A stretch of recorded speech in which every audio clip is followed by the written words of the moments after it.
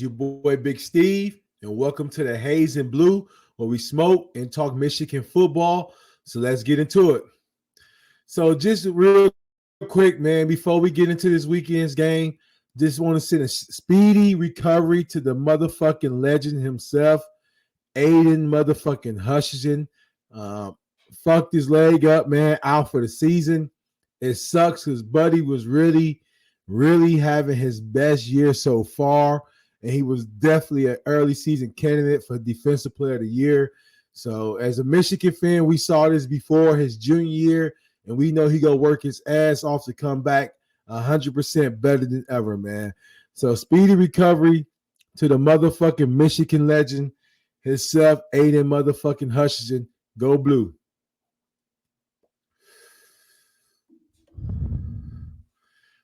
So Michigan will be heading to Illinois this weekend to take on a 5-1 Illinois team. And to be honest, this is probably the best Illinois team I've seen in a while, especially when it comes to passing the ball. They had a really close game against Penn State where they outplayed Penn State, but a couple mistakes, a fumble inside the end zone. A fumble inside the red zone where they had to settle for a field goal attempt. I believe that the kicker missed. And then you have the interception late in the fourth quarter, the only interception he threw all year. So we go just take a quick look at the Illinois offense. They led by the junior quarterback, Lake Altmaier, 1,400 passing yards, 14 touchdowns, 1 interception. And like I say, the 1 interception came against Penn State. They were driving, didn't see the dude underneath and threw a pick, but that's the only pick he's threw all game. 1,400 yards through the first 6 games is not that bad, especially for an Illinois quarterback. Trust me, we definitely would use that right now at Michigan.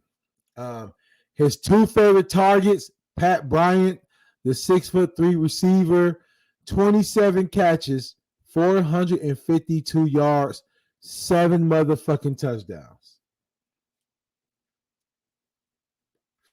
Mind you, Michigan only has 6 receiving touchdowns as a team.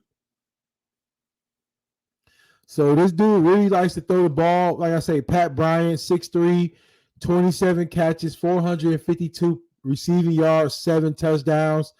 And then you have Zahir Franklin. He's the more physical receiver to me that I saw the Penn State game. 6'1", 28 receptions, 346 yards, and a touchdown. So our secondary definitely is going to have to come ready to play. Hopefully Will Johnson is healthy this game. We definitely going to need him. This is going to be the game that we're going to have to really go all in to win this game. So just take a quick look at the defense. They defense, they really, like I say, they held Penn State to 7 points for 3.5 quarters, I believe. And Penn State has probably the best running back duo in the nation, but Penn State was able to run the ball. So Illinois came up big in the red zone a lot on defense, but towards the second half, when Penn State decided that we're going to just run the ball, they were able to run the ball with success. The 2 players I noticed that stood out the most to me was Gabe Jacobs, the junior 6'3", edge, 19 solo tackles, 3 sacks, 2 forced fumbles. And then Illinois is known for having a physical secondary.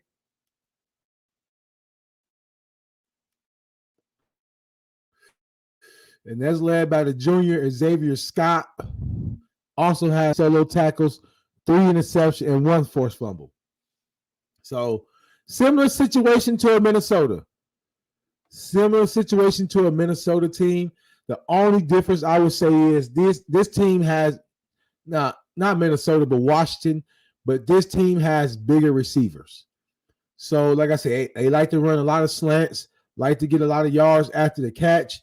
So when Michigan's known for playing back off defense in the secondary, I think they will match up better against guys like this outside of guys, smaller receivers. So it's going to be a tough task for our secondary. Offense definitely is going to be good to see how does Jake Tuttle looks coming out the bye week with a whole week or so of preparation that Sherrod Moore made it clear. I know, including myself, everybody want to know what the freshman can do, but Sherrod Moore must see something in this guy that he's going to roll with him. You know, it's his time. Sherrod Moore basically putting the house on this guy. You know, he's a 7-year player, so this is his last shot. This is his last shot. Either he go out with a bang. You know, he got 6 games left in the season. Michigan has a great team, a great defense. We have some weapons on offense. Just like previous years, we just a quarterback away. But unlike previous years, I think this team really has studs on defense side of the ball at every level. Ernest Hausman been playing a lot better last game. Josiah Stewart was out, so it's gonna be nice to see how he come back from the and also being named the captain as well. So looking forward to seeing him and Will Johnson back. But it's this guy, Jake Tuttle. It's his time. The stats, like I say, he only played one half of the Washington game. Wasn't looking too bad. Just had 2 fucked up turnovers you can't afford at Michigan. You know, you just can't turn that ball over like that. You running the ball, it looked like he didn't want to get tackled. Like it looked like he was like, fuck, I wish I would threw this bitch away. So he had a whole week to prepare. It's your team now. You have shit to lose. You're playing with the church's money. If you go out there and stink it up, shit, nobody was expecting much from you anyway. But you go out there and I feel if you could just do enough. Just do enough. Take the check down when it's there. You know, take chances on going deep sometimes. Throw the 50-50 ball. You know, hopefully we get the chance to see Amari Walker a lot more this game.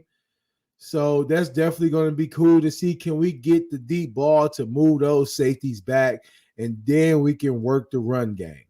But it's his time. It's his time. It's Jake Tuttle's time. This is it. You know, we 4-2 right now. If you go 5-2, it's looking real good. You go 4-3.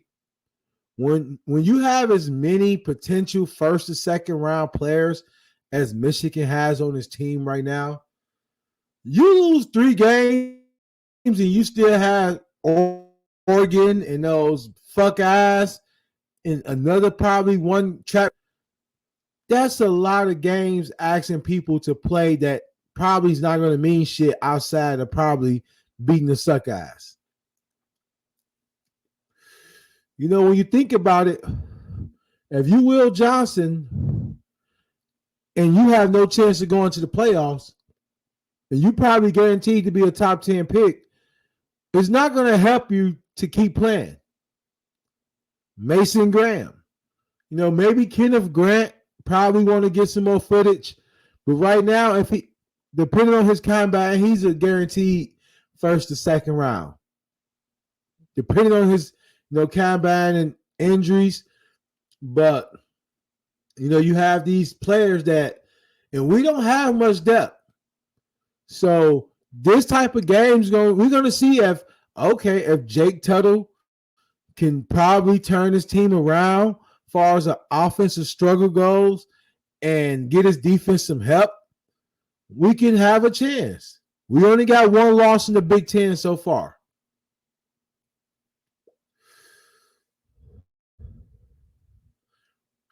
Jake Tuttle, this is your chance. But we have to win this Illinois game. We don't win this game, it's a good chance that it's going to be a lot of players looking to get ready for the draft. And as a Michigan fan, you can't fucking blame them.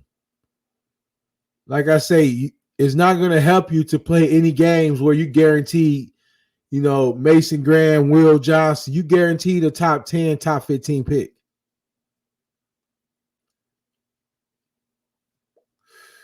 So looking forward to see what Kirk Campbell got dialed up this game. He hasn't been too bad of an offensive coordinator, to be honest. The play calling hasn't been bad. It's just we haven't been connecting when the play was there. So I have so far none bad to say about Kirk Campbell as the offensive coordinator.